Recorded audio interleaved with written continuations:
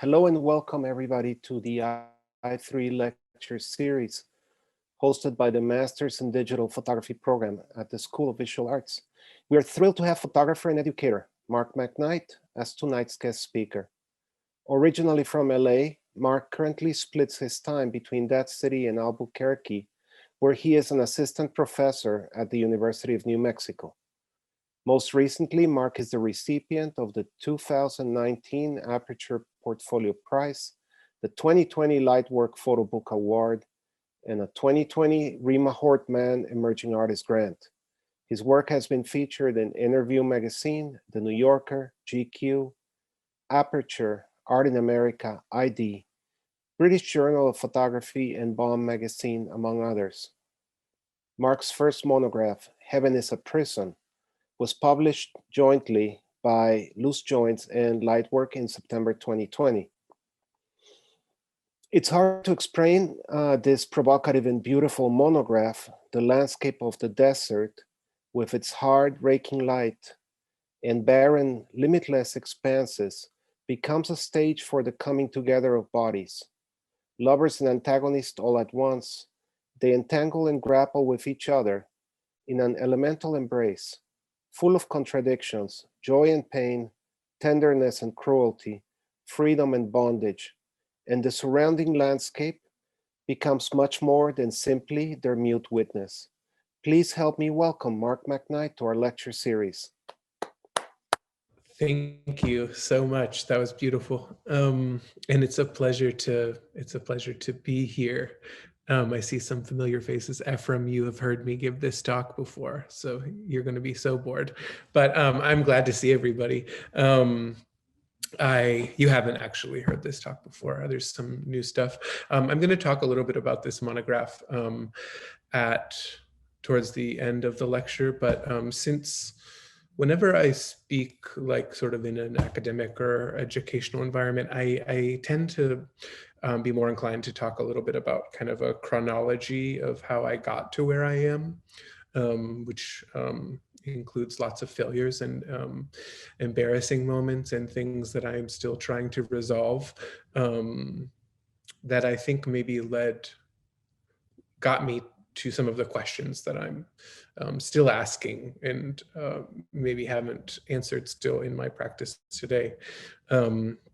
So yeah, also trigger warning just before I forget, probably the second half of the lecture includes a lot of nudity. There's one picture of anal penetration, but you can expect to see a lot of, I think, exclusively male nudity. So just be forewarned.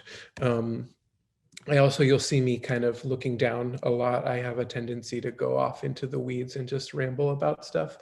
So in the interest of time, I'm going to try and keep myself on track by looking at my notes. I promise I'm not like checking my phone or something.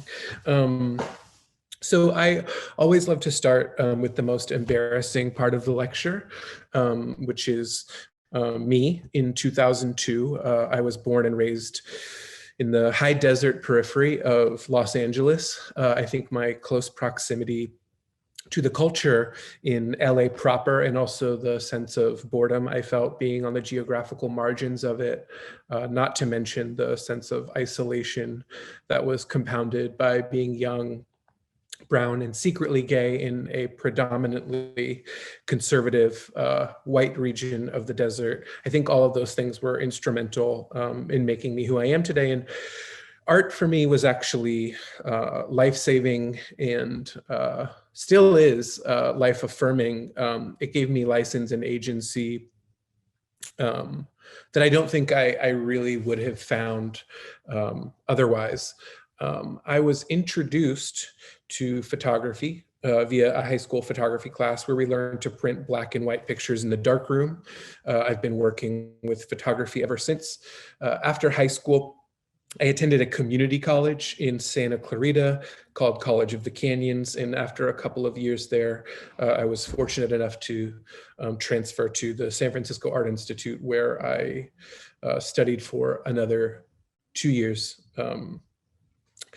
I think my favorite part, by the way, of this little snippet, this is a snippet from my high school yearbook on the left, by the way, is that some of these things I feel like really kind of still ring true. The difference between what you see through the lens and what develops is always a surprise. And then also anyone who likes photography can do it. I feel like I could kind of just drop the mic now and say I have nothing further to offer, but I'm not being paid to speak for 5 minutes, so I'll keep rambling at you. I really have always loved this Whitman quote. My understanding of my practice is intertwined with my understanding of myself. As a big believer in the unconscious, I find that the work I make and also my unconscious have about as much agency as the sort of conscious intentional part of me. I often think that I'm being deliberate. In fact, I lie to myself all the time and pretend I know exactly what I'm doing. But the truth is that the work is really guiding itself in a lot of ways and also telling me more about me and what the work itself wants than I could possibly know on my own or inject into the work in deliberate or conscious ways. Nothing really about my practice or me is concrete, not even my understanding. Not my understanding of the work or myself, really, is what I mean to say. I think, frankly, it would be a tragedy if the things that I thought and saw in my own work and myself remained the same forever. And I like to say this sort of I like this quote as a kind of disclaimer. Everything is a work in progress. My practice, as I've kind of already suggested, is really about self-discovery, self-realization, and creating tools for thinking, not a container for my thoughts. So in the interest of that chronology I was talking about, so I mentioned I studied at SFAI, which is at least at the time, was a relatively traditional photography program. It was founded by Ansel Adams, Edward Weston, people like Dorothea Lange, also Minor White. It was the first fine art photography program in the country. It was home base for F64, or American modernism, really. Which is a tradition that runs rampant. It's a department that is,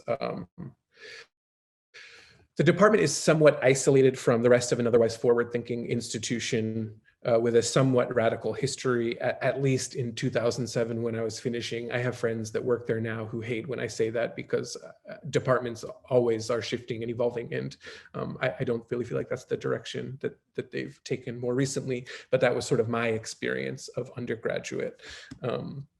When I was a student, a new generation of photographers were making what I can really only describe as new topographics. I felt like students, myself included, were being exposed a great deal to new topographics and a lot of its precedents. So people like Walker Evans and F64, as I mentioned, all photographs and photographers that subscribe to certain tenets of a documentary style that was, of course, also curiously referred to as straight photography. I think that that language, that sort of semantic distinction, and also these histories and traditions of photography have really influenced the way that I think about and also maybe antagonize the medium, if not directly in my work, then at least in my thought life and ideology. I'll say I think these things still weigh sort of heavily on my mind and practice today, particularly the way that this notion of, quote, objectivity is primarily born out of and often attributed to arguably a very machismo kind of almost even colonizing tradition in photography that often conflates, quote, purity, quote, straightness, and, quote, objectivity with, quote, truth, affirming one subjectivity as photographic fact to the detriment of all other subjectivities and also worldviews. People like Louis Baltz, Stephen Shore, Robert Frank, Joel Sternfeld, these are all people that were really held, and also understandably so, they're incredible photographers, but they were held in very high regard when I was an undergraduate, and that's almost exclusively what I was being taught about. But yeah, so I'm probably digressing a little bit. I will say that when I finished undergrad, I was making work along a highway with a large format view camera in color, because this is the kind of work that one made if they were a serious artist working with photography, or so I thought. It was really, in my mind, it was like the age of Alex Soth. Sleeping by the Mississippi had come out, and it felt like Alex Soth and anyone that was a kind of historical precedent for Soth's practice became everything that one looked at. And so naturally, being 21 years old and wanting to be an artist photographer, I think I just sort of glommed on to this tradition. Yeah, so the pictures I'm showing you along this highway were made not far from where I grew up and where a lot of my family lived, around Palmdale and Lancaster, along a highway called Pear Blossom.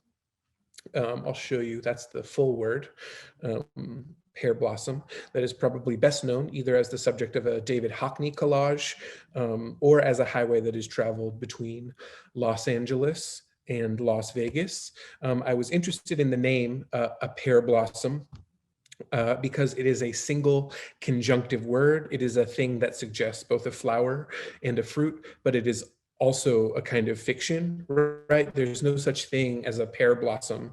It's not the name of a flower or a fruit. It is a fiction that exists as the name of this highway. I was really attracted to the things that this highway's name connotes: fruitfulness, growth, beauty, flowering, especially because those things seemed incongruous with what I saw on that highway, which was economically disenfranchised, transient, offering access to passers through, but not people who actually existed within these marginalized communities. It's very much, as I mentioned, a documentary style project in the farm security and especially kind of Walker Evansian tradition, in that I was kind of interested in the kind of duality inherent in making these photographs that were both documentary and simultaneously fiction. Another important thing, I'll show you a couple pictures, but another important thing I should mention is that I was still totally, well, I want to say unclear about my sexuality, which is not true. I wasn't out. It took me a very long time, sort of a late bloomer. And I bring this up because I think retroactively, well, I mean, one, I'll say, I think our experiences are important and they are relevant to the works that we make.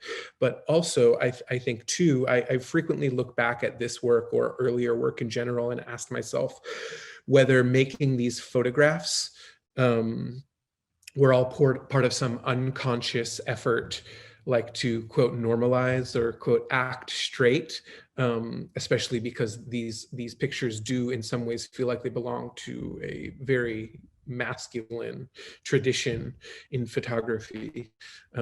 Also, I love that I'm ending or I'm bringing up rainbow slides while I'm talking about that. So after getting my BFA, I decided that I wanted to go to Europe. No one in my family had ever been. I didn't have any money to get there. And so I applied for a Fulbright scholarship to go to Finland. I didn't think for a second that it would happen. And then miraculously, I got it.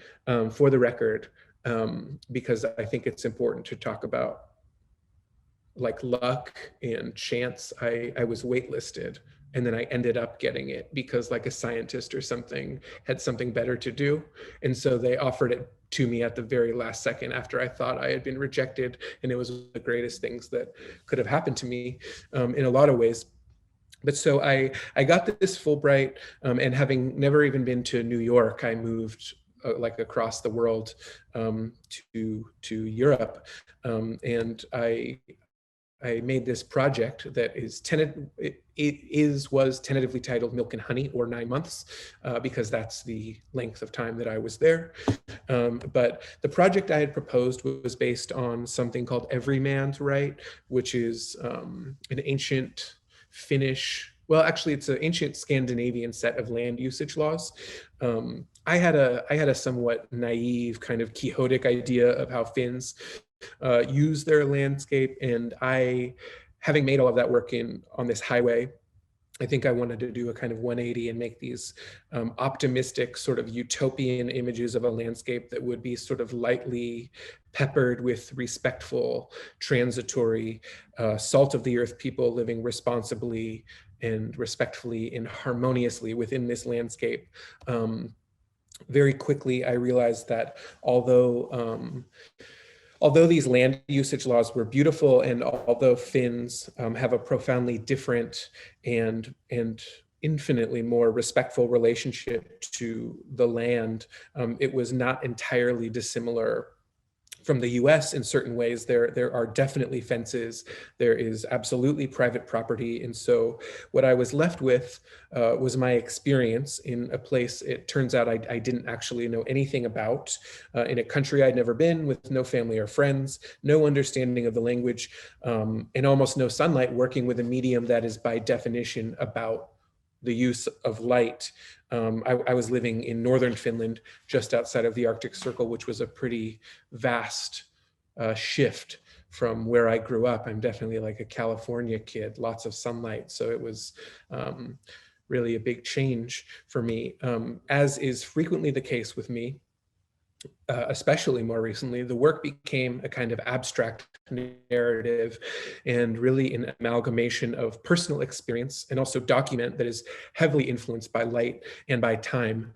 I mentioned the title already, but of course you could see this is a photograph of a pregnant friend, and I'm obviously depicting the passage of time through this kind of double diptych, these pairings of images that are designed to suggest 9 months, which was not only the amount of time I lived there, but also I was thinking about sort of gestation period and rebirth in certain ways, as well as landscape. But I'll move it along. So in Finland, when the weather results, when the weather results in a loss of cable or power, these slow-moving clouds appear on your television screen. And given that these cloud simulacra were the only blue skies or clouds that I would see 4 months on end, I felt like they began to take on a kind of emotional resonance, which in turn made me start to think about Stieglitz equivalence.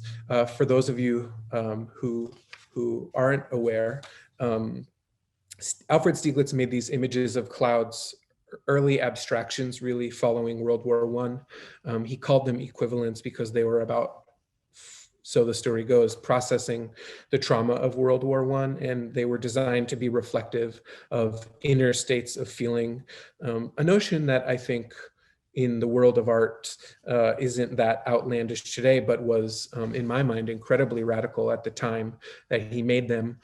In my case, the inner state or emotional condition was numbness, which locates me and my sense of isolation, but also this idea around photographic equivalency would be really important for me going forward, and continues to be the way that I view most, if not all, of my photographs. I'm really interested in the affective quality of the image.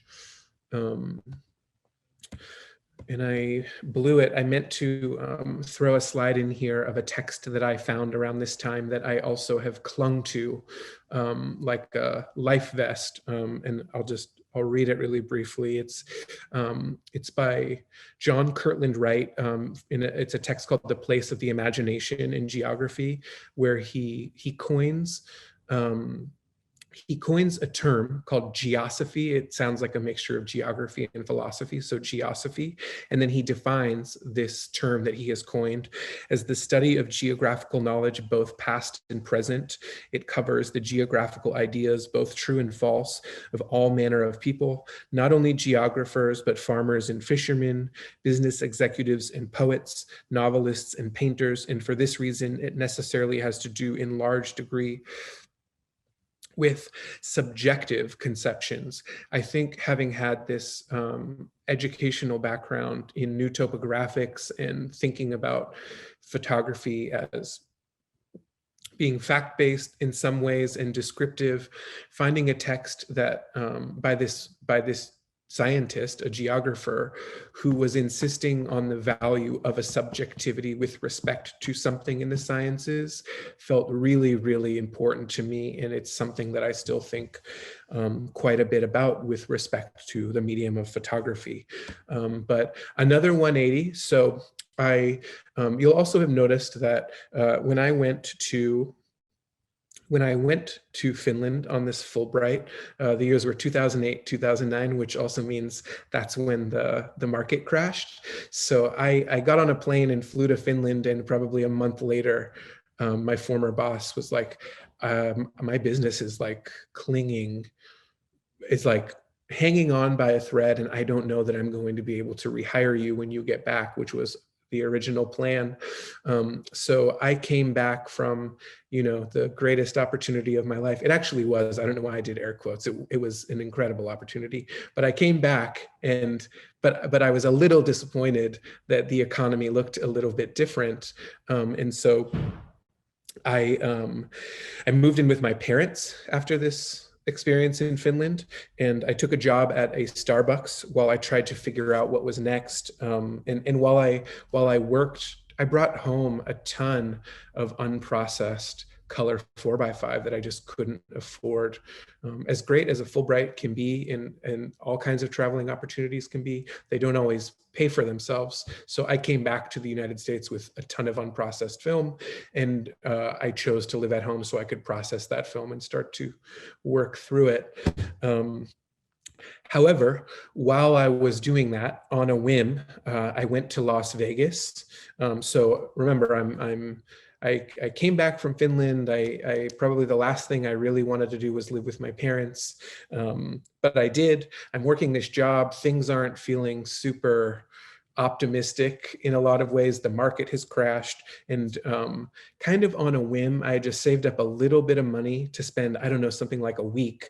And on this whim, I went to Las Vegas to make some photographs, street photographs. I had decided I wanted to shoot with a 6x9, and I went there to make these street photographs. And while I was there, I got on Facebook and sort of flippantly wrote that I had moved to Las Vegas and I wasn't coming back. It was just like it's a dumb joke that 23-year-old me made. And completely unbeknownst to me, a former peer from SFAI, where I went to undergrad, was living in Las Vegas and knew someone that was looking to hire an adjunct professor at a local art school. So I got in touch with this person. Came back out and interviewed, and then another miracle. I was not qualified for this job at all, and ended up getting this position to teach. And a month later, I found myself living in a seedy residency motel about a half mile from the Las Vegas Strip, teaching college without any prior experience, and making these photographs that I was interested in making. But yeah, like I said, another 180. So from the desert to the Arctic Circle, and then back to the desert. In these photographs, the title for the work is Sun Hidden There. In these photographs, the sun is this thing, in my mind at least, when I was making the photographs, is this thing that suggests light and illumination. For example, light is refracting off of the exteriors of luxury hotels and casinos. But in the pictures, as it is in Las Vegas, I think the light can also be somewhat blinding when it is refracting off of all of these metallic buildings. And so the subjects of these photographs are not people who have the luxury of moving between these clockless, air-conditioned, monolithic luxury hotels and casinos. These photographs describe people on the periphery of those spaces. I was photographing a Las Vegas that I think is seldom represented, the one that exists outside of the illusory and actually literally inside of the light, outdoors, which is, as I mentioned, paradoxically illuminating. It's the thing that allows us to see, but in Las Vegas, it can actually be pretty oppressive in terms of heat and just brightness. I also wanted to show this work. I don't know. I almost said I was of two minds about these pictures, but I'm not really. In the past, I've I've been more inclined to at least consider the potential that one could argue for these subjects as archetypes and talk about the importance of confronting some of these subjects, not the people, but the ideas around them. But I could also argue that photographically employing these people as surrogates for the way I felt about Las Vegas is actually not particularly generous, especially without their consent, which I didn't have. They in a lot of ways are very traditional street photographs. I yeah, I don't think I really resolved this work ever, and so I shelved the pictures. I show them just to provide context about how a practice can change, since presumably most of you are students. But also, I think it's worth. I brought up this word archetype already. I think it's worth identifying that, like my work in Finland, the pregnant woman, for example, the subjects. And like the work I make now, the subjects are really meant to function in terms of an archetype. And I think in a lot of ways, that's where I see the value in photography, in figuring out what the thing can represent. I don't think that photography has the capacity to say anything, quote, true or quote final about a subject, and I think that's an idea that would really be important in my later and more current photographs of intimate friends and members of my community.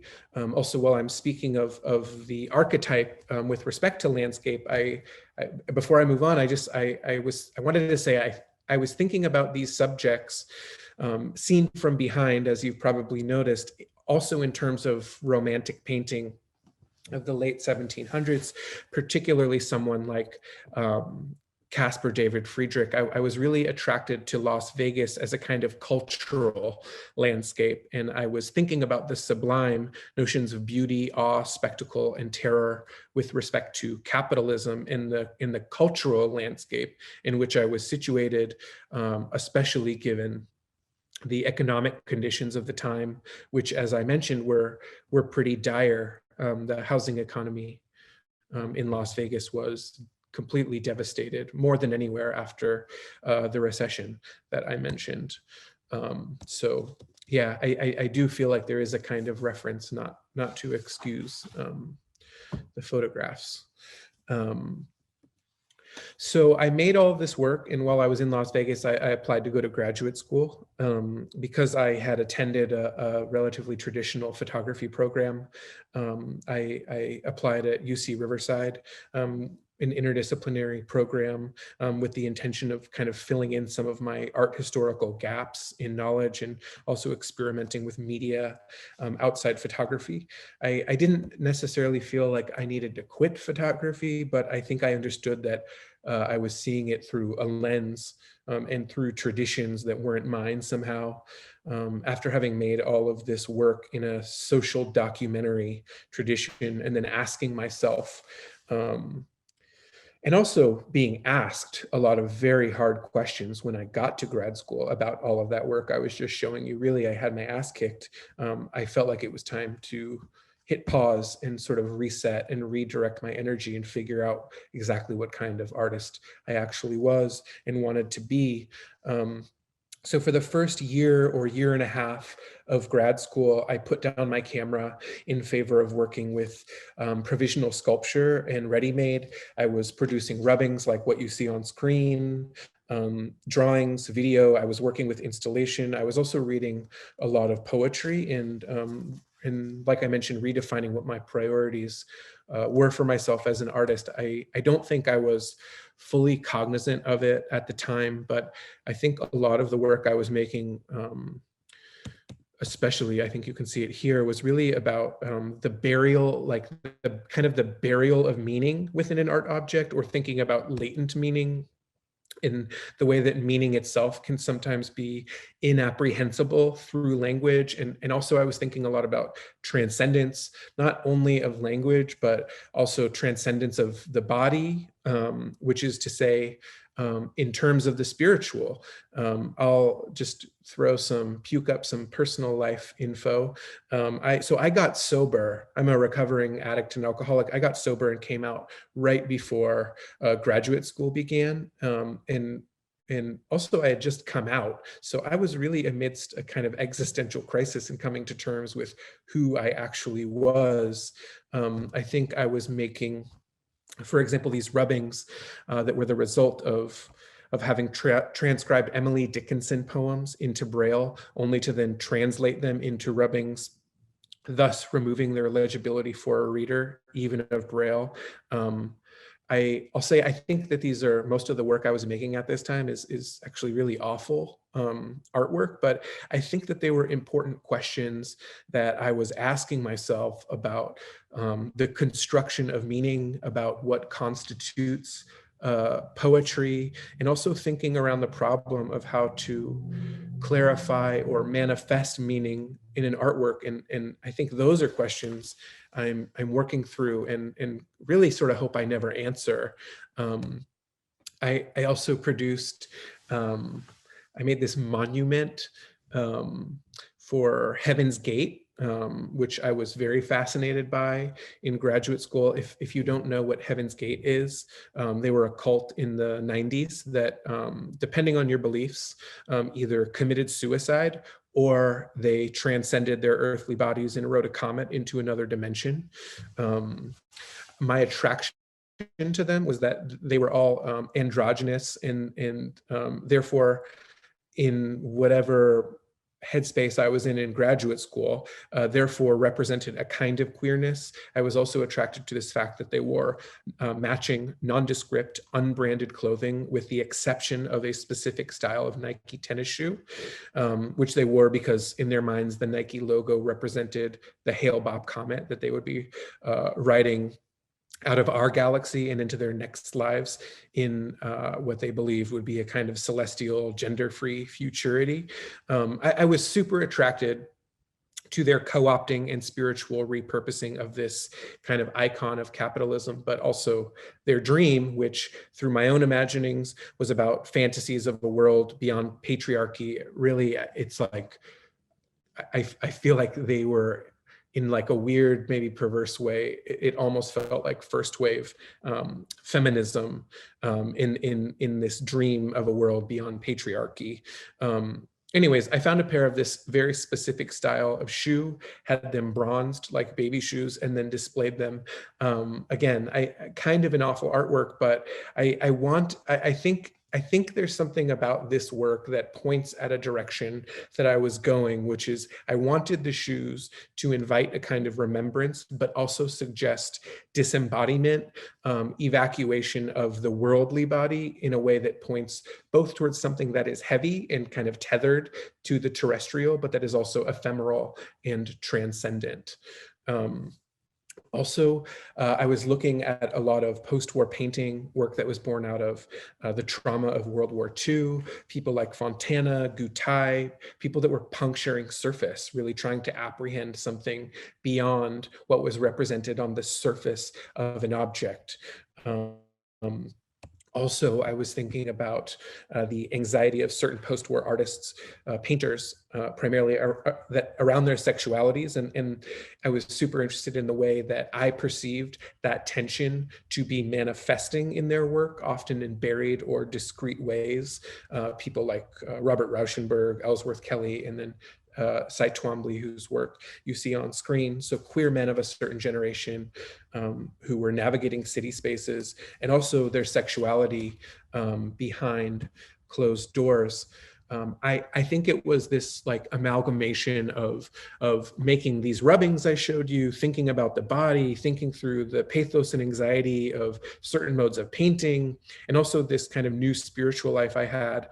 It was through all of those things that I started identifying these marks that seemed to illustrate consequence, that residue residue of a kind of activity or event to which the camera was not privy. But I was thinking about them not in terms of objectivity or new topographics or the man-altered landscape, but in terms of kind of having more humanistic concerns, things like presence, absence, time, abstraction, loss, empathy, and so on.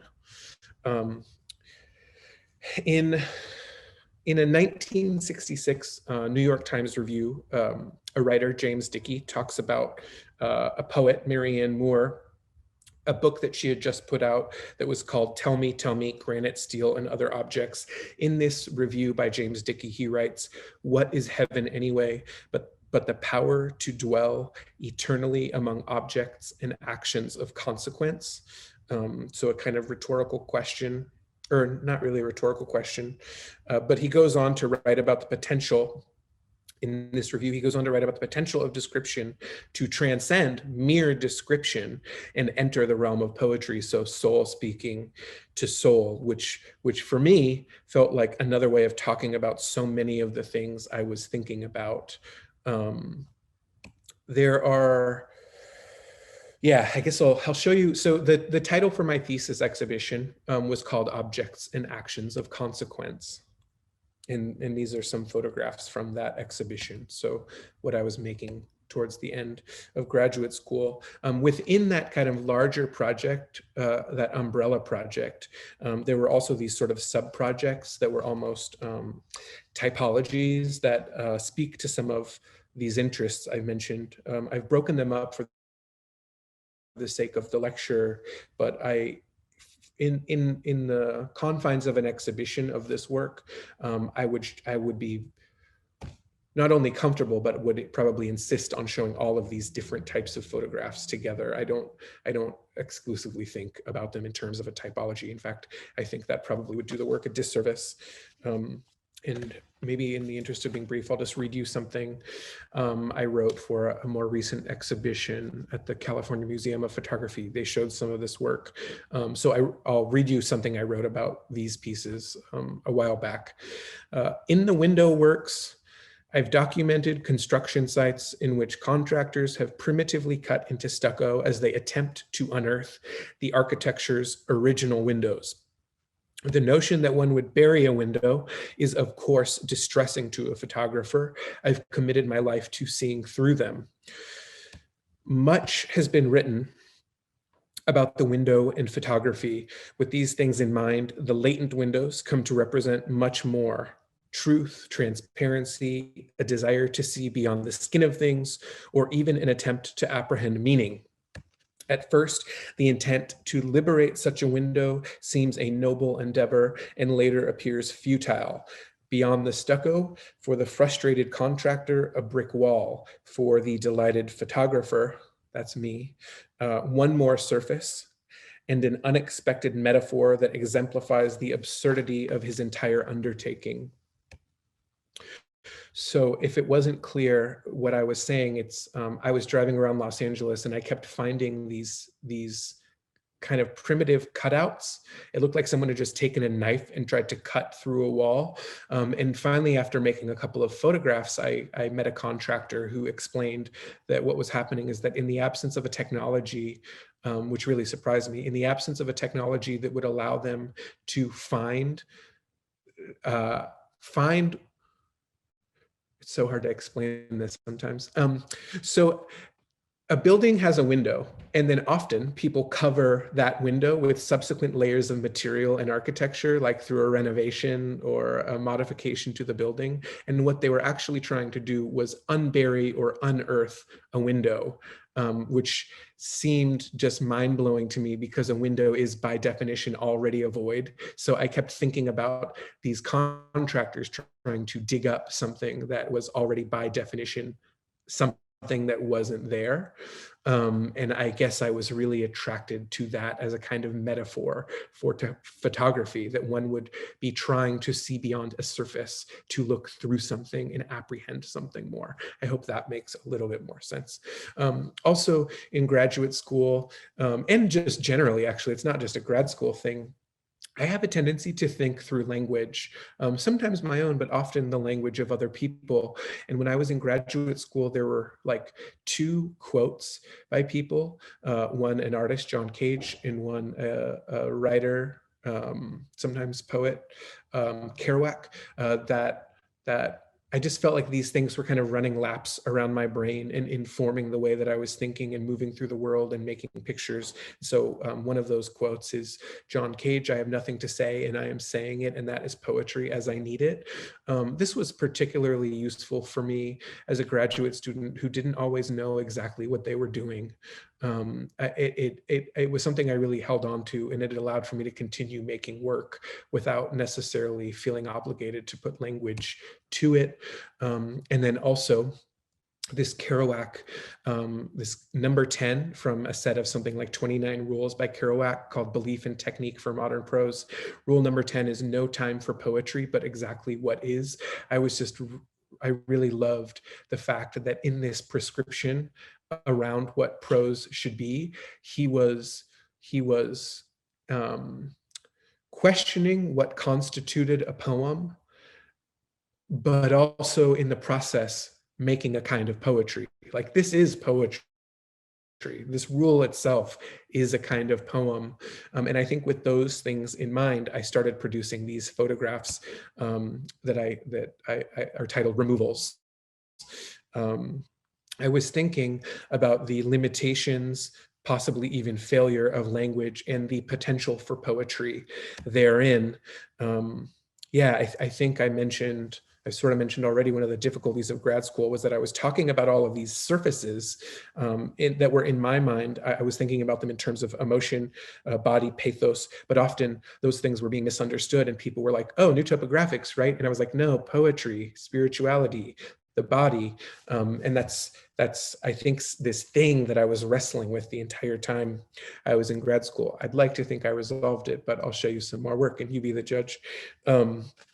So I think making a lot of this work actually brought me back in certain ways to Stieglitz and equivalence, whose work and thinking I have consistently returned to, albeit without the cynicism of that previous work I made in Finland. It's not about emotional numbness. It's pretty genuine, the way that I think about, equivalency. I feel like I'm talking too much, so I'm going to skip over this, but you get the idea. Actually, I'll just say it. So this is a quote that has always stuck out for me. I think this Baltz quote is really emblematic of why, as much as I love Baltz, and as much as you can see the undeniable influence of Baltz, left Baltz, right photographed by me, but I think this is really what it comes down to. Baltz is quoted as saying, "All good art is without art or author." And I couldn't disagree more. I'm actually interested in the experience of the author. And it's often one of the first things I think about when I'm looking at a work of art is through what lens was this work made, and why. I'll also, this is sort of new stuff that I probably a little clunky talking about, so forgive that. But I'm more recently, I've been digging deeper into the past, and I've been trying to make sense of, I've been trying to figure out, like, why do I make the work that I make?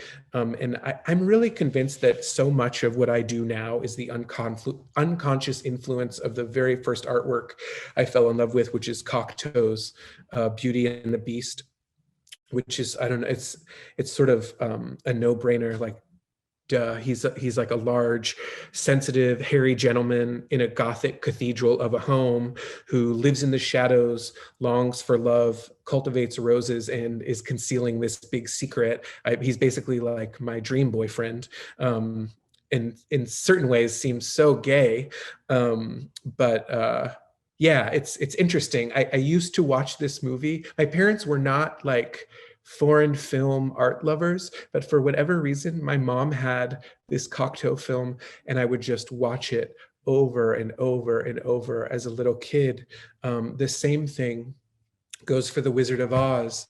I loved this film as a child, and I think looking back, the use of color and black and white in that film to move between sort of reality and otherworld, also the way that her friends become these kind of play acted protagonists in this like dream world mythology about her life. Also the way that it's essentially a film about escape. The author of the book, Frank Baum, called it an allegory for American politics at the turn of the century. But I think the film itself points so much more towards like thinking about the Great Depression and the economy. Also, Judy Garland, obvious gay icon. So I think for a little latent baby gay, there was probably something I was picking up on unconsciously about this young woman in this film and her struggles, which manifest in a dream world. And then finally, I was such a weird kid. I was obsessed with this show called Dark Shadows, which was an American Gothic, essentially a soap opera from the mid 1960s. When we got cable, my dad put me in front of Dark Shadows, and it was like some of the earliest programming on the Sci-Fi Channel, and it's. I think there was something that really resonated for me, you know, as a little baby queer watching these vampires falling in love and then with humans and then struggling with their quote vampirism. Of course, later I would learn that most of the cast and crew were all queer theater people that produced this show, which somehow feels appropriate. But I think those things have been brought to bear on my practice actually in some ways that I'm only starting to understand. Also a film by Jean Genet that is in many ways not dissimilar, aesthetically feels not dissimilar from Cocteau's Beauty and the Beast. This Genet film, it's the only one he made. It's called A Song of Love. Later he disavowed it, but it's basically like an early black and white surreal film without any narration. Probably the most significant moment in the film that has always, since I've seen it, always really stood out for me and has felt really influential and resonated is this moment wherein two prisoners, two gay men that are prisoners, are basically separated they're in different prison cells, and they get to know each other through basically this tiny hole in a wall that they rub their bodies up against, so that the wall itself, in other words, the architecture, becomes a kind of conduit for their repressed sexual desires. They smoke cigarettes and pass the smoke back and forth. So they never make physical contact, but they have this kind of intimacy that exists on opposite sides of this wall. And I actually think that in many ways, this film has influenced this most recent body of work that I'll get to eventually, I promise. But yeah, so I think this is kind of a mood board of all of the influences just being sort of smashed together, just to hopefully produce a little bit of additional context before I get into more recent work. I'll also say, so when I was finishing graduate school, I was organizing that thesis exhibition, all that work I had just shown you. I was getting out of a really significant long-term relationship, one that I didn't necessarily want to end. So I was wrestling with the difficulty that I felt my work was being misunderstood. And I was also dealing with a sense of loss. Around this time, an artist-run space offered me a solo exhibition, and it felt like this perfect opportunity to revisit all of these incredibly intimate photographs I had made of a now former partner. It felt like a way of making my experience into a tangible artwork. It felt like a way of closing this chapter, sort of. So I did this show in this project space, which was housed in a discrete concrete box. It was formerly a banker's vault on the top floor of the Women's Building in LA. For those of you who don't know, this is like a legendary shared space historically for artists like Simone Forti and Barbara Kruger. In addition to this space being incredibly intimate, it was a place that only one or two people could view the show at the same time. So it was a really, really small. And I think the context of all this sort of powerful female energy was really important. I think it felt like a safe space in which to sort of come out. In my art practice, I think the exhibition also epitomizes the ways in which I hope to use architecture and installation in order to emphasize certain psychological components of my work. From the exterior of this room, all you see, as you can see, is this poem on a door. The room itself looks relatively empty from the outside. The poem is from Walt Whitman's Leaves of Grass. It's called When I Heard at the Close of the Day, which was a significant poem for me personally in this relationship, but it's also important to me because it's the first poem in Leaves of Grass where Whitman overtly genders his lover, thus affirming his queer sexuality for the reader, something that would have been really unusual at the time it was published. The title for the exhibition was called He's Time, I'm Just a Clock. It was culled from a Bruce Hanley poem. Bruce Hanley's an art writer who sometimes dabbles in poetry. It was borrowed with his permission. And so on this one wall, so you walk in, and on one wall, there's this kind of surrogate for me, an image of a gutted industrial clock, a possible metaphor for waiting or out of timeness, or alternately eternally waiting. And then across from this clock are these diaristic photographs of this lover, the then lost object of my affection. Gosh, it never stops being embarrassing talking about this show. The walls themselves also are covered in paint. You can see probably better here, scratches, gashes, and so on. It felt like an obvious nod to the surfaces that were described in my thesis show across town, which was the reason why this space felt like such a perfect armature for the work.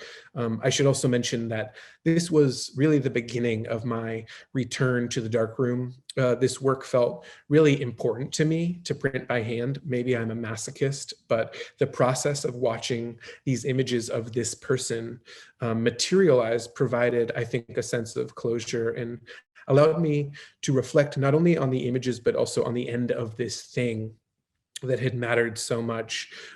It really allowed for me to arrest control over my feelings. And so having done this thesis show and then this project space show, I think I finally, it only took this many years, I finally realized that what the artistic project really needed to be was conflating my interest in latent meaning and in body, in architecture, and in landscape, and that I needed to start collapsing those things in a way that was more akin to a kind of abstract narrative. So now I'm showing you sort of more recent work.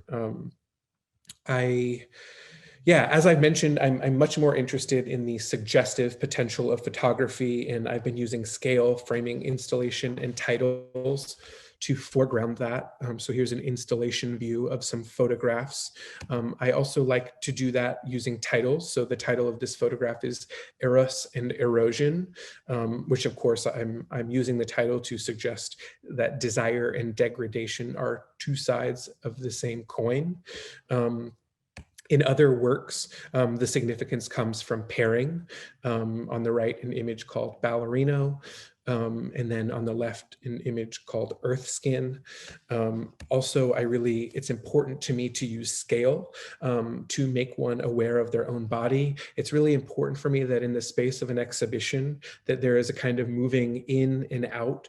I think as a photographer, one of the hardest things to contend with is that we live in an image saturated culture. And so I am constantly trying to force people to look at the pictures and actually spend time with them processing what's happening, because I think we're also accustomed to just scrolling past images and thinking that we've interpreted them fully, when that is often not the case. And so waking someone up out of their passive viewership, one way for me of doing that is by using scale, so that one has to move to and fro and really be located inside of their body and think about the physicality of the space that they're in. Yeah, some images get a jewel box over matte. For me, this is a way of pointing, but it's simultaneously perverting photographic history. The title for this photograph is Flesh, but it's also an abjection. You know, this isn't like a precious Weston nude in an overmat. This is asphalt that resembles eviscerated, like corporeal body matter. Also, it's really, I think a lot about the way in which the quality of the print can seduce a person while simultaneously refusing them. I also like to frame wherever possible without any glazing. In order to facilitate an unadulterated relationship between the photograph and the spectator, a decision that, at least in my weird brain, echoes the vulnerability of the subjects that I'm depicting and also signals their existence, not simply as images, but also as unique objects that have been cared for and washed and pressed by hand. In the same way that my favorite poems function, I like to think that the work kind of collectively points around the things, but never directly at them. Sometimes it's about what you can't see more than it is the thing that is literally being depicted. It's something that I hope to do, to suggest but never say outright, which is, of course, mimetic of a particular kind of desire, queer desire, that I grew up feeling. So there's this kind of refusal, this notion that I could never have the intimacies and bodies I desired, and that became a part of desire itself. I think that manifests in the work through these blockages in the pictures, which never fully give you everything. It's totally intentional. It's designed to solicit speculation, and also, I'd like to think, hopefully points towards the limitations of the photographic medium. You know, that seeing someone's face would never give you a better sense of who they are. It would simply be an approximation. What I hope these photographs do is become a kind of portrait or a record of my desire in relation to these people. It's much more about a psychology than it is about telling you about my friend Nehemias. It also, for me, feels like a way of maintaining or protecting the intimacy that exists between me and these subjects, which are, of course, friends and lovers. And so I like to think of the body images as functioning in manifold ways, not as, you know, quote, documents, but as I said, as these kinds of records of my personal experiences, records of my interiority. Of my subjectivity, of my desires and community, while also allowing these figures and photographs to transcend a specificity and exists as these archetypes that point more broadly towards, desire, love, entropy, time, mortality, loss, and so on. Things, by the way, that aren't exclusive to queerness and that point towards my humanity. I think an image like this is really emblematic of my love-hate relationship / ambivalence to new topographics and probably also modernist photography. I think it reveals certainly an aesthetic influence, but I'd like to think maybe a kind of negation of them as well. People ask about the darkroom a lot, so I think about my use of the darkroom in a variety of ways. One, I think about it in terms of catharsis. So going back to that body of work I made at the end of graduate school, I think that work could have only been made in the darkroom. It also felt like a return to my earliest experiences of photography, right? Like seeing photographs not as images, but as objects, and treating them with a kind of care and tenderness, washing, drying, really handling the material object of the photograph, which for me imbued it further with almost like a strange sense of mortality. Not to mention printing in the darkroom is a really quiet and introspective time that allows for me to reflect on what and why I'm actually doing what I'm doing. It's a space for me to make sense of my otherwise unconscious decisions.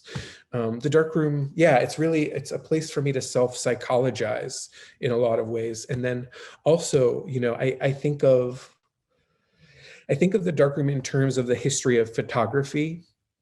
And I mentioned antagonism a little bit in my work, and I think my desire to, quote, overprint and or underexpose negatives is really about burying the kinds of descriptive details that we've come to expect of a photograph.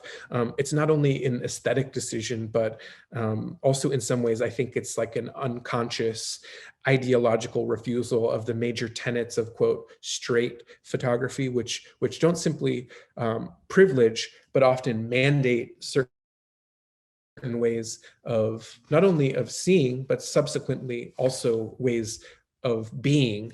And yet, I'll be the first to say that the photographic approach is not entirely dissimilar from modernism or new topographics. So the influence of someone like Louis Baltz, as I've already said, is undeniable. And when I'm photographing a landscape, I'm certainly aware of the mostly successes, sometimes failures of someone like Edward Weston. I think that it's between all of these influences and my desire to undermine or circumvent them in certain ways and also celebrate them, that's sort of the weird space in which my work is located, between appreciation and also antagonism, which is probably weird, like Oedipal daddy issues or something. In the interest of not overemphasizing the historical interests and identity framework for a lot of these photographs, I'll sort of hit pause and talk about one of the other driving forces in the production of this work. In addition to my interest in poetry and the poetic, I have this spiritual life I've mentioned, and so do a decent amount of reading related to that. About halfway through the production of all this work I've been showing you, more recent work, I came across a book called Gravity and Grace by Simone Weil, who was a Christian mystic, philosopher, theologian, who didn't get much attention for her thinking in her lifetime, but whose writing has found a much larger audience posthumously. In Gravity and Grace, there's this shorter essay called Decreation, in which she identifies and defines this act of decreating as, quote, to make something pass into the uncreated. She then goes on to define destruction as something vastly different, which is, quote, to make something pass into nothingness. I think this notion, I'm just going to throw some other Simone Weil Gravity and Grace quotes on screen if that's more interesting than hearing me ramble about them. But I think this notion of decreation and was sort of a revelation for me. And so much of the work I was making, I think, was pointing at a kind of like undoing or unraveling of the self, of the landscape, of the object, but thinking about that unraveling for me as leading towards something more true, a base state, or maybe revealing that all things are in a constant state of flux and that there is no base state at all.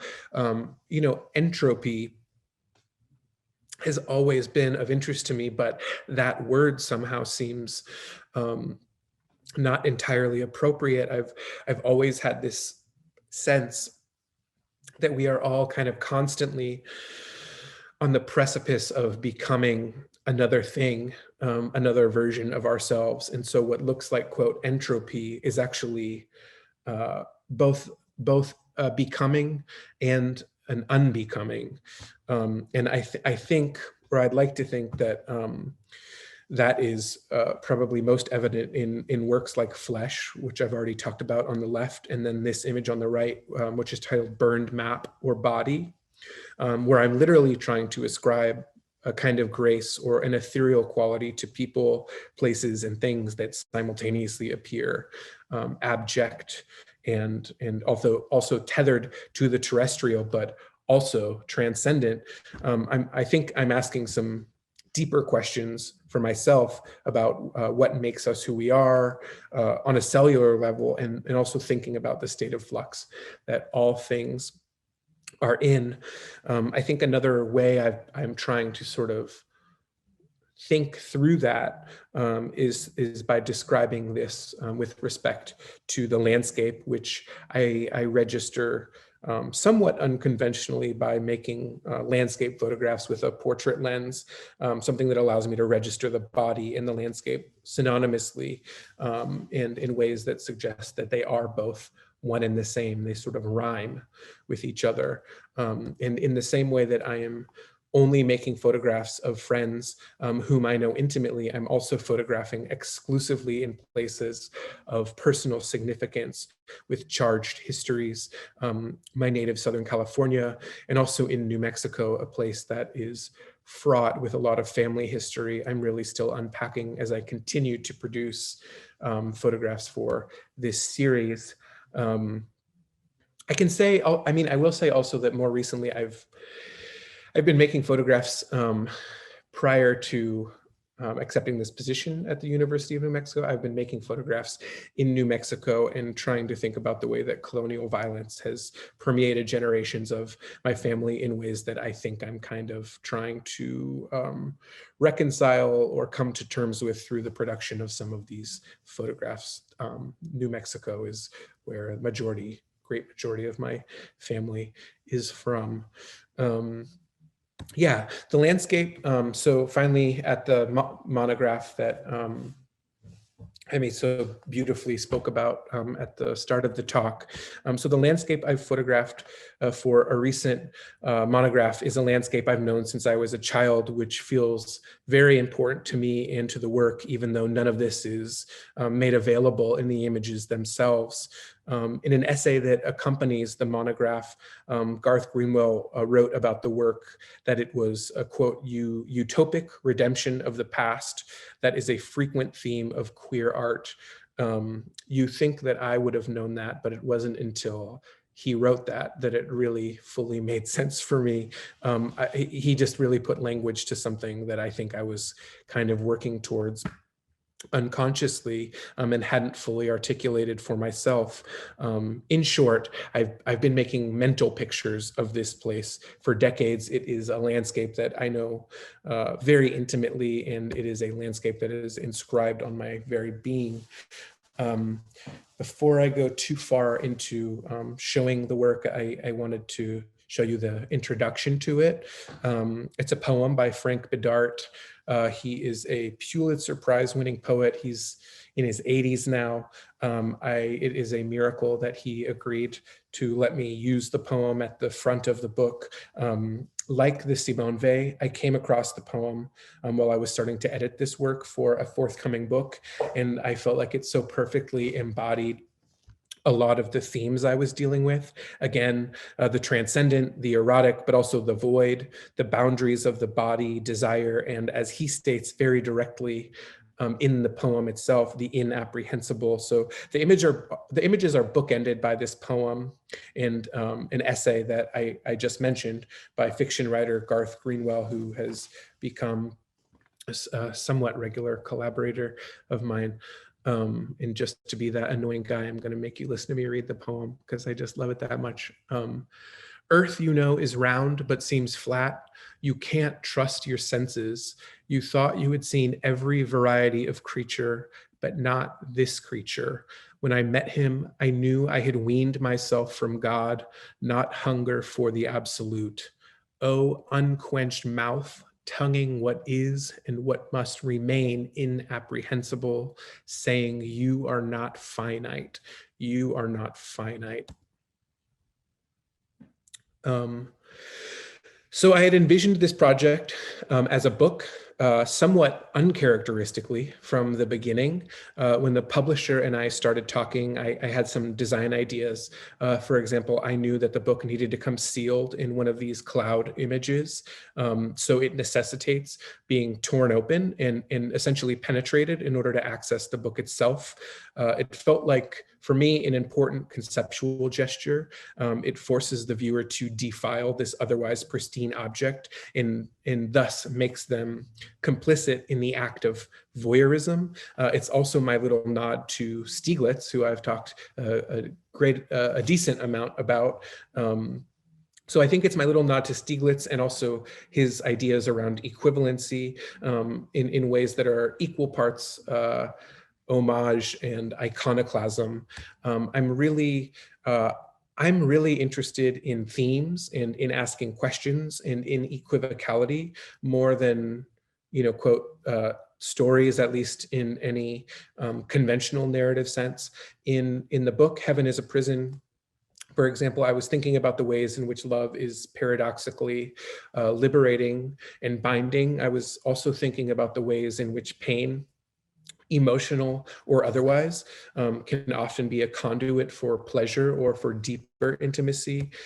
In the book, I've literalized that through the depiction of BDSM, but I think it works because BDSM is inherently so symbolic.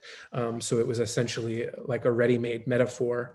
I've been asked a few times recently if the book is a kind of reimagining of the book of Genesis, and I can totally understand why someone would ask that, because of all the references I've made, for example, in the title. But it's not. If anything, I see the protagonists in the book as a kind of Sisyphean pair that are bound for better or worse, both by their intimacies and this landscape, and by a kind of universal cycle. I'm really broadly interested in myths and in allegories and origin stories because they seem to oscillate between concerns that are equal parts mortal and existential. The Old Testament begins with a story about shame, desire, submission, free will, access, and borders. Between bodies. For example, Eve exists in simultaneity as an extension of Adam. She is both his rib, but she is also his lover. And then also the sort of borders between different kinds of spaces, geographies, heaven, Eden, earth. I think all of these things are sort of fundamental human concerns, and I really think of mythologies as being like these mirrors on which we collectively reflect. They, like I said earlier, that I have this interest in creating tools for thinking, not containers for thought. I think this book, or I hope this book, sort of speaks to that. I don't want there to be a kind of singular takeaway that like the book ends and they have a baby or something. It's really about, I like to think of one being able to look at the last page and then go right back to the beginning, as if these subjects were kind of stuck in a kind of cycle. Yeah, in the previous body of work I was showing, Decreation, I was describing subjects in ways that were ambiguously suggestive of my desire. And I think for me that was purposeful at the time. But around the time I started making all of these photographs, the photographs that would become Heaven is a Prison, I was asking myself a lot of questions, which were namely focused on my own hesitation to depict the act of sex itself. I started making the pictures and they actually made me uncomfortable, and I wanted to know what the root of my reluctance was. So very early on, this question of, quote, pornography came up, which just sort of begot more questions. For example, what constitutes, quote, fine art, and what constitutes, quote, pornography, and why are these designations still mutually exclusive? More importantly, who decided sex was not meaningful, and also why is an intellectual response to an artwork privileged over an unconscious or a somatic one, for instance, arousal. So it's not that this work is anti-intellectual. I wouldn't be here rambling this much at you if it wasn't, but I do always want to argue for complexity, and I feel like the more lenses through which to look, the better and the more rewarding the experience. Among other things, I think I wanted to insist on the lyrical beauty, not just of these bodies, but the acts and also this landscape, which are coincidentally subjects that have not historically been depicted as such. As I mentioned, I was born and raised on the sort of high desert periphery of LA, which is where I made all the photographs. And so this place is super personal for me, and this relationship is decades long. And so I hope the care I've taken in representing this place is suggestive of that affinity. Yeah, I think a lot about the ways that people often mischaracterize the desert as desolate or empty or blank, especially outsiders, when in actuality, for me, it's none of those things. By all appearances, I think the desert is austere and beautifully so, but it's also rich and flourishing. And I think that's probably one of the things I find so beautiful about this landscape, is that it kind of keeps its cards close. In the book, the landscape, I think the landscape, I intended for the landscape to function twofold, as a kind of stage on which these acts take place, and also as a third party to the intimacy I'm describing, which is why the photographs rarely confer a horizon. It's an aesthetic decision, but it's also, for me, it's a psychological one. It forces a kind of claustrophobic intimacy with the terrestrial, while paradoxically suggesting that this landscape extends sort of infinitely into this like purgatorial or Eden-esque otherworld. Another reason why I think this landscape was so important is that if it was overgrown, lush greenery, I think the landscape would lack in important equivocality. I think somehow it would read exclusively as utopic, and I didn't want that. I wanted there to be a kind of ambiguity to what this locale actually was. And I promise I'm almost done. So I mentioned my investment in the archetypal, the subjects and decreation, that last body of work, and the ways in which those subjects were armatures on which I draped my desire, or even my own personhood. There were no faces whatsoever. But I think in this most recent body of work, that has maybe shifted a little bit, and I sort of wanted to have it both ways somehow. Understanding and or appreciation of this work isn't contingent on a viewer feeling like they know the subjects of these pictures personally, but it was important to me to show their faces fragmentarily as a way of signaling the experience, or at least my experience, of intimacy, and especially sex. I think sex is a circumstance in which one can truly see a person while also completely objectifying them, or unconsciously transforming them into a kind of proxy or an image, really, that reflects one's psychology, needs, anxieties, desires, etc. So I really hoped that this interplay between the copulating subjects and the unpeopled landscapes would suggest memory, something that would be emphasized by the fragmented representation of their faces. I wanted the subjects to feel at arm's length, as though they were eternally on the cusp of recognition. The desire to fully apprehend them remains unrequited, which again is an experience of desire I definitely grew up feeling. Yeah, I think I'm gonna stop talking about this work here, but I will show you, just because I love ephemera, I made a poster for some upcoming shows. So I was talking before we got started about how I have these two upcoming shows. So one of them is happening in LA, and one of them is happening in New York. And so I did a two-sided poster to commemorate the occasion, these sort of takeaways. And yeah, I guess, yeah, I think that's all I really got to say. I feel like I've talked a lot, and probably covered a bunch of stuff. If it's possible for anyone to have any questions at this point, I would be happy to take them. Mark, thank you so much. Sure.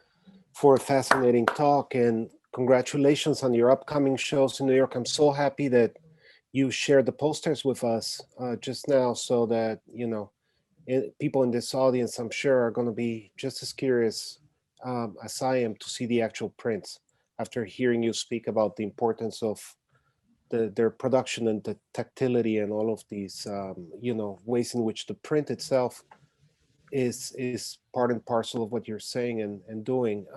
There are questions, and I don't want to take up any more time and go straight head right into them. Um, there is a comment from Adrienne Catanese. She says, "Amen. Love the idea that the Whitman quote. Loved that idea and that Whitman quote too." Um, Ephraim Saloni Mendel has a question. He says, they say, Mark, have you ever wondered why wide open spaces, fields, the ocean, hills, and mountains are good for you? I recognize this is a bit of a personal question, but I'm curious how those spaces resonate in you. Yeah, no, laziness. It's less stuff to contend with in the background of the picture.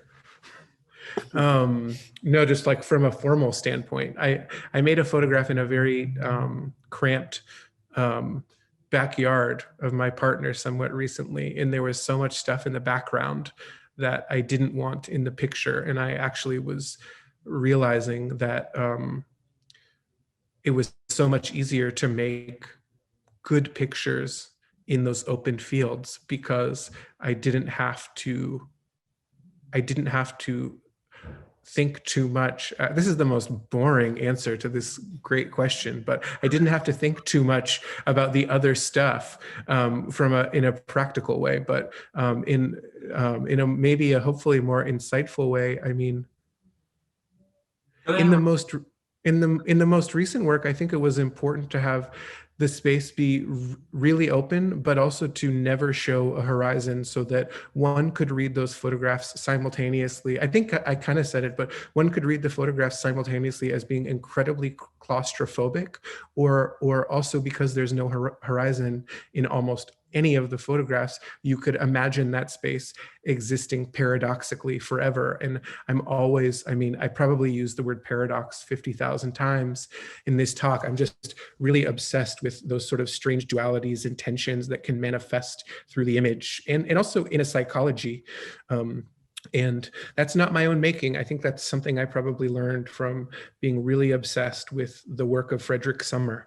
Those Arizona landscapes, those horizonless landscapes. I think I've internalized the Frederick Sommer visual vocabulary to a certain degree, and also I'll say the last sequence of the book. So they're sort of organized in they're like photographic stanzas almost, and the sort of last sort of bit of the book, for the first time, you see the marriage of sky and horizon. So they're represented separately in the entire book. You see either sky, you're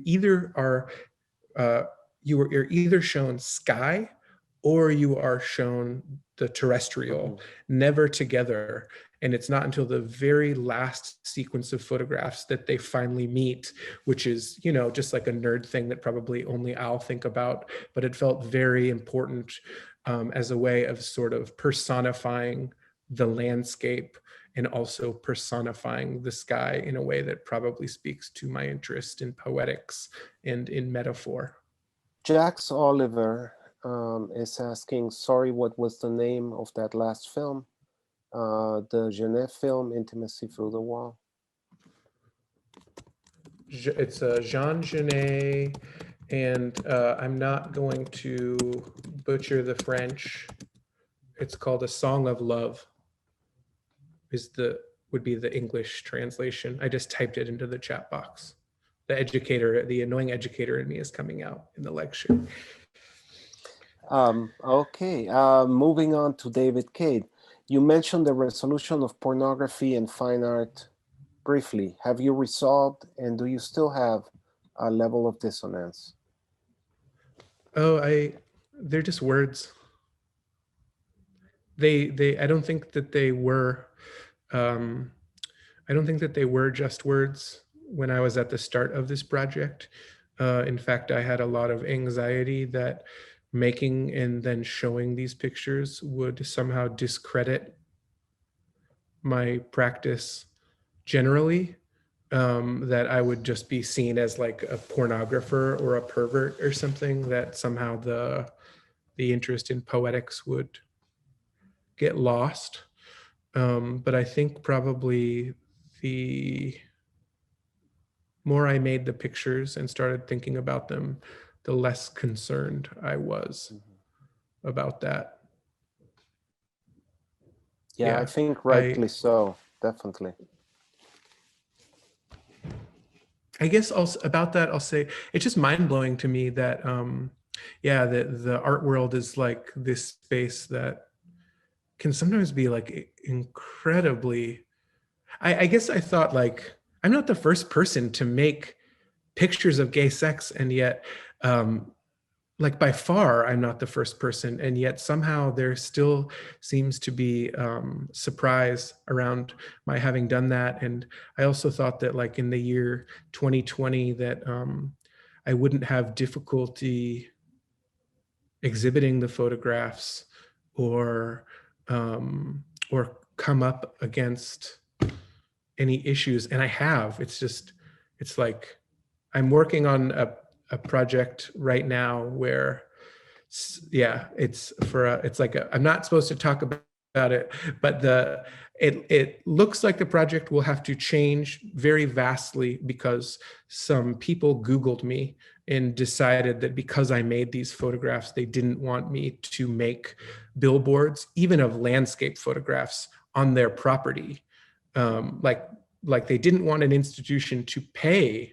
They wouldn't even accept the money of the institution for me to do anything, just because they Googled me and found out I had made these photographs. And that just is like, I mean, it's homophobia, which is a bummer. I'm not a stranger to that, but it just really surprised me that people that are leasing ad space to for like advertising, that that they would Google me and take more issue with my art practice than the multitude of things that end up on billboards. I guess it furthered, it just made me realize that the work was actually more political than I had intended it to be, which is fine. Here is a question from Adrian Catanese.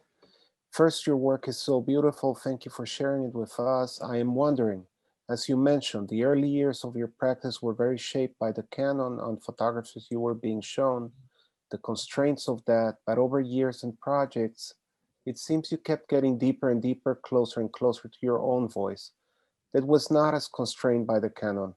Do you think this journey is something all photographers must negotiate? If so, do you have any tips for emerging photographers to push past, responded to the canon and finding their own voice? Responding to the canon and finding their own voice. Yeah, I love that question. Thank you. All the questions are awesome.